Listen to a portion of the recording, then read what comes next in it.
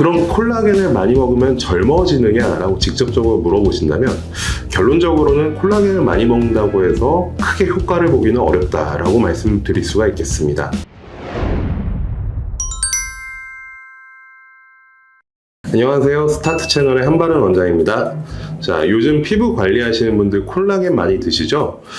바르는 콜라겐도 있고 먹는 콜라겐도 있고 뭐 고분자 콜라겐, 저분자 콜라겐에 육류 혹은 어류 콜라겐, 정말 종류가 너무너무 다양한데요.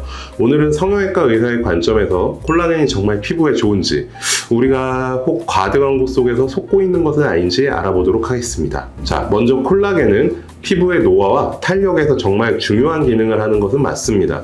자, 피부 및 진피층을 주로 구성하는 단백질 중에 하나고요. 몸속의 조직을 조금 더 타이트하게 만들고 세포를 서로 연결해주는 역할을 하면서 피부를 탄탄하게 만들어주는 역할을 한다고 하죠. 자, 노화가 진행되면서 생기는 현상 중에 하나는 바로 진피층에 콜라겐이 수축하고 그리고 양이 줄면서 피부가 축 처지고 늘어지는 상황이 오게 됩니다. 소위 말하는 탄력이 떨어지는 현상인 거죠. 성형외과에서 하는 안티에이징 혹은 리프팅 시술들의 핵심 원리는 주로 얼굴 진피층의 콜라겐 재생과 형성 촉진을 목표로 하고 있습니다. 어떠한 방법을 동원해서든 콜라겐을 줄어드는 양보다 만드는 양이 좀 더 많게 피부에 신호를 보내는 거예요. 자, 주사를 통해서 약물을 주입할 수도 있고 고주파나 초음파와 같은 기계를 이용해서 진피층을 대상으로 열 자극을 가하는 것도 방법일 수 있습니다. 자, 콜라겐 재생이 이루어지면 얼굴에 탄력이 생겨서 잔주름도 개선되고 진피의 두께가 두꺼워지면 수분 밸런스도 훨씬 더 좋아지기 때문에 노화가 진행되는 속도도 늦출 수 있어요. 그럼 콜라겐을 많이 먹으면 젊어지느냐 라고 직접적으로 물어보신다면 결론적으로는 콜라겐을 많이 먹는다고 해서 크게 효과를 보기는 어렵다라고 말씀드릴 수가 있겠습니다. 저는 개인적으로 식당에서 뭐 돼지 껍데기라든지 혹은 족발을 먹으면 피부 미용에 좋다고 이야기하는 것과 별반 다르지 않다고 보는데요.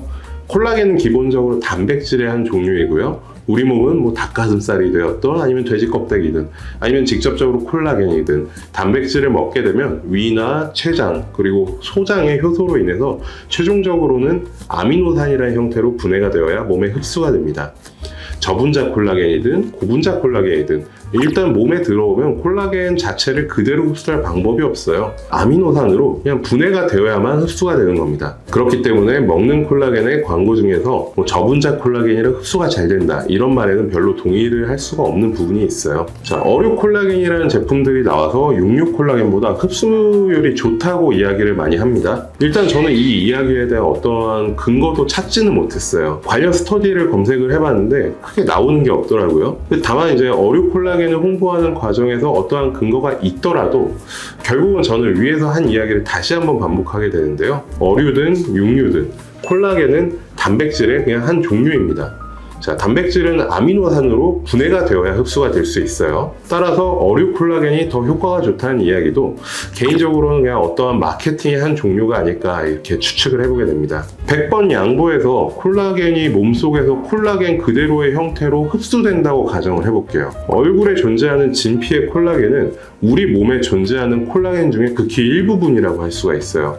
자, 힘줄이나 연골 그리고 뼈, 뭐 얼굴뿐만이 아니라 우리 뭐 손이나 발 같은 뭐 사지의 대부분의 피부 밑에 콜라겐이 존재하겠죠. 그러면 흡수된 콜라겐이 다 얼굴로 갈 수는 없고 여기저기 골고루 차오를 거 아니겠습니까? 자, 콜라겐을 먹어서 얼굴에 탄력이 생길 정도로 얼굴에 콜라겐이 차올랐다면 아마 뭐 손이라든지 발이라든지 몸도 콜라겐이 존재하는 관절뿐만이 아니라 뼈까지 많이 커져 있지 않을까라는 생각을 해보게 됩니다. 자, 물론 2011년에 국내 한 기업에서 콜라겐을 섭취한 생쥐에서 주름이 사라지고 피부 두께가 증가했다는 연구 결과가 있었고요.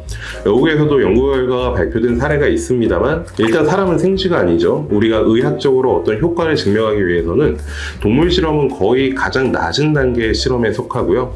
사람을 대상으로 하는 대규모 임상시험이나 스터디 등 여러 가지 과정이 필요하기 때문에 이 실험 몇 가지를 근거로 미용적인 효과를 주장하기에는 무리가 있지 않나라는 생각을 해보게 됩니다. 오늘은 먹는 콜라겐에 대해서 알아보았고요. 어디까지나 제 개인적인 의견임을 참조해 주시고 오늘은 이상 마치도록 하겠습니다. 자, 지금까지 한바른 원장이었습니다. 감사합니다.